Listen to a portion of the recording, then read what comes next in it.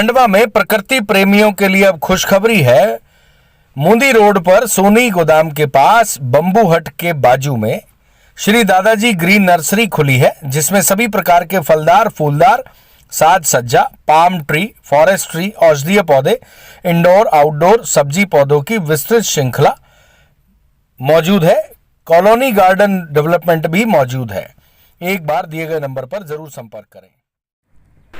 परंपरागत खेती से इतर किसान लगातार कुछ अलग करने की कोशिश करते हैं, जिससे कई बार उन्हें नुकसान भी होता है तो फायदा भी होता है। ऐसा ही एक प्रयास बोरगांव बुजुर्ग, जो पंधाना विधानसभा क्षेत्र में आता है, के किसान जगदीश कुशवाहा ने किया है।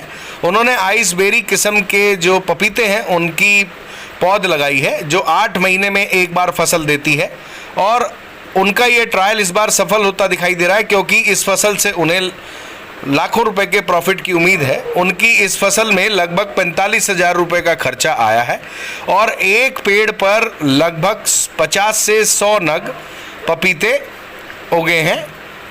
एक नग का जो वेट है वह लगभग 2 किलो है और 1 क्विंटल पपीते की कीमत 1600 से 2000 रुपये बताई जा रही है। उनका ये कहना है कि इस भाव में उनसे व्यापारी माल खरीदते हैं, जो आज का रेट है। आगे यह और बढ़ भी सकता है, घट भी सकता है, इस लिहाज से उनको प्रॉफिट होने की उम्मीद है। आइए सुनवाते हैं उन्होंने क्या कहा, पहले उनकी बात सुन लीजिए। ये विजय कौन सी किस्म की है? ये आइसबेरी है, आइसबेरी नस्ल है और इसमें 1 एकड़ में हमारे को खर्चा करीबन 45,000 रुपये आया हुआ है और इसमें फलों की संख्या 60 से 100 तक की है। कोई से में 60 फल है, किसी में 50 है और किसी में 100 तक फल लगे हुए हैं और फल की साइज अभी 2 किलो तक की हो चुकी है, 2 किलो 2.5 किलो।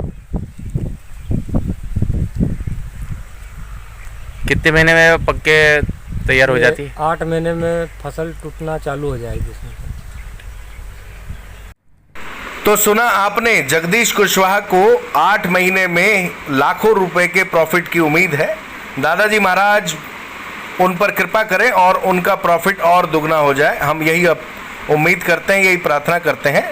लेकिन किसानों को ऐसे पंगे लेते रहने चाहिए, क्योंकि आज की डेट में गूगल देवता उनकी मदद करने के लिए बैठे हुए हैं। हॉर्टिकल्चर डिपार्टमेंट है, कृषि विभाग है, कृषि विस्तार अधिकारी हैं और ज़मीनी स्तर पर काम करने वाले ऐसे बहुत से एनजीओ भी हैं, जो इस तरह की जो फसल है उनके बारे में प्रॉपर जानकारी, गाइडेंस देते हैं, जिससे किसान का जो रिस्क है वह घट जाता है।